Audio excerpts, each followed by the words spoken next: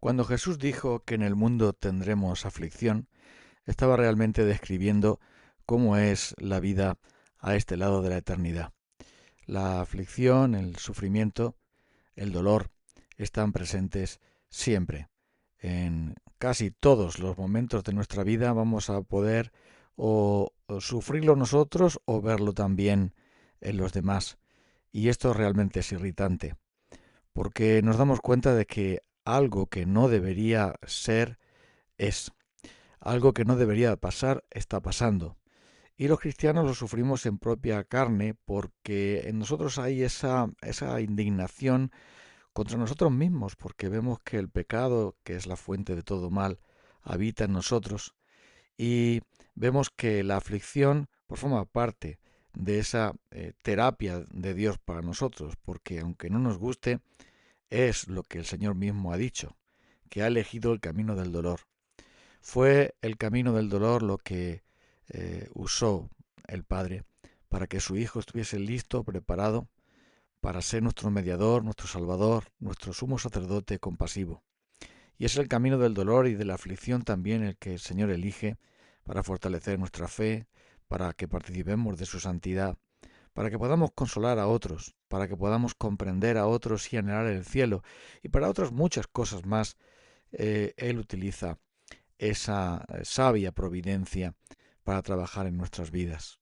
Pero saber estas cosas nos da fuerzas y nos da sobre todo perspectiva. Sabemos que no estamos en manos de una mala suerte o que alguien nos ha echado mal de ojo o alguna de esas cosas que la gente incrédula se inventa para autoconsolarse. No estamos en un mundo absurdo y en manos de la fatalidad o de otra cosa, sino que estamos en las manos de Dios y eso Job lo sabía. Y por eso él menciona que muchas veces que es Dios mismo que le está probando, que es Él, solo Dios, quien está al mando y al control de todas las cosas que le está pasando. Él dice, me probará y saldré como oro. Y así esa es la clave de tantas cosas que nos suceden en nuestra vida, forman parte de ese propósito de Dios, de hacer que todas las cosas, aun las peores, nos ayuden para bien. El problema es que muchas veces cuando pasamos por esas dificultades parece como que hay un silencio divino. Parece como que Dios no responde a nuestras oraciones, no nos habla como deberíamos entender, o por lo menos no... es como si Dios guardara silencio, como si no nos respondiera conforme a lo que nosotros le pedimos. Pero la palabra de Dios no guarda nunca silencio. La palabra de Dios está ahí para enseñarnos una y otra vez que Dios tiene una manera de trabajar, una manera de obrar, y que, como dice una preciosa canción cristiana, cuando Él guarda silencio es que está trabajando. Dios ha hablado ya.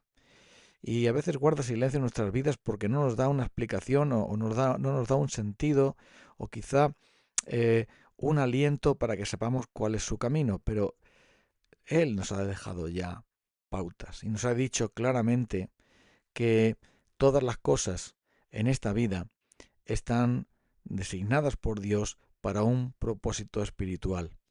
Y el caso de José, por ejemplo, en Egipto, incluso antes con sus hermanos que quisieron primero matarle, en fin, conocemos un poco la historia, sabemos que Dios estaba con José en cualquier momento, en cualquier situación, o con Jacob, o también, bueno, como ya hemos mencionado, con Job, con Noemí cuando fue y sufrió todas aquellas dificultades, quedándose sin familia y entonces solamente con Ruth.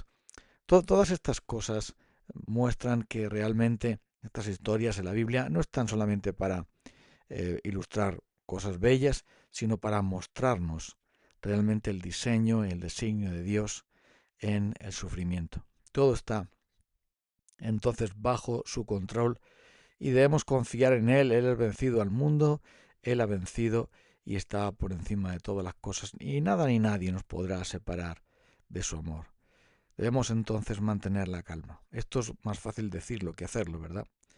Porque En las dificultades que atravesamos en nuestra vida personal o en nuestra sociedad, en el mundo donde vivimos, pues pareciera ser que lo más difícil es no angustiarse. Lo más difícil es poder permanecer en paz. Pero el Señor dice que no estemos inquietos por ninguna cosa, sino que traigamos delante de Él nuestras peticiones con toda oración y súplica, y la paz de Dios, incluso dice con acción de gracias, dice que la paz de Dios, que sobrepasa todo entendimiento, guardará nuestros corazones, nuestros pensamientos en Cristo Jesús.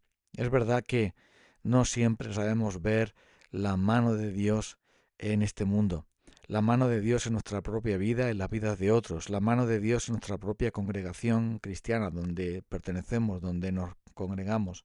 Es difícil ver la mano de Dios en los sucesos adversos, tristes, que nos pasan o que les pasan a otros y que nosotros somos testigos de esos y a veces tenemos que solidarizarnos con ellos. Pero hay una cosa muy clara y es que Dios está revelándose, Dios está obrando, Dios está tratando con personas. Pero por desgracia el problema es que cuando vemos que la mano de Dios es pesada sobre nosotros, nos podemos rebelar contra Él y entonces empezar a pelear en vez de simplemente a confiar. Es el momento de que dejemos de pelear. Es el momento de que entendamos que todas las cosas tienen un propósito y finalmente es para nuestro bien. Es verdad que ninguna disciplina al presente pues parece ser causa de gozo, sino de tristeza, pero luego trae fruto apacible.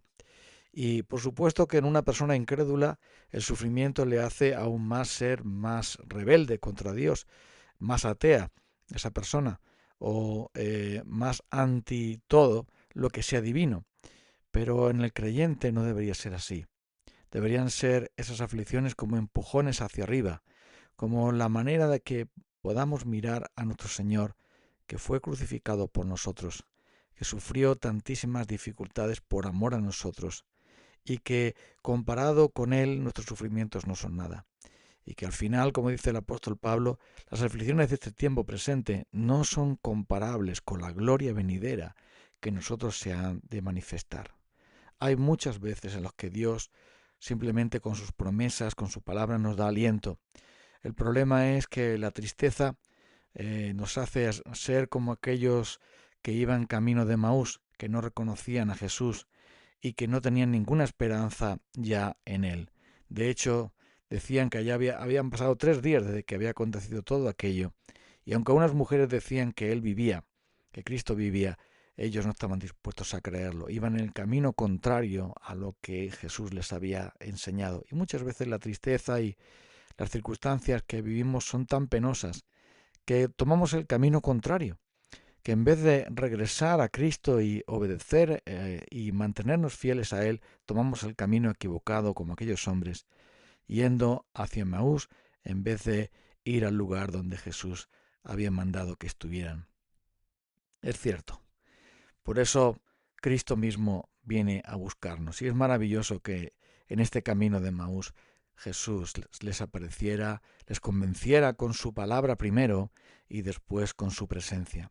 Ese es el orden en el que Dios trata cuando estamos apenados, sufriendo y en dificultades.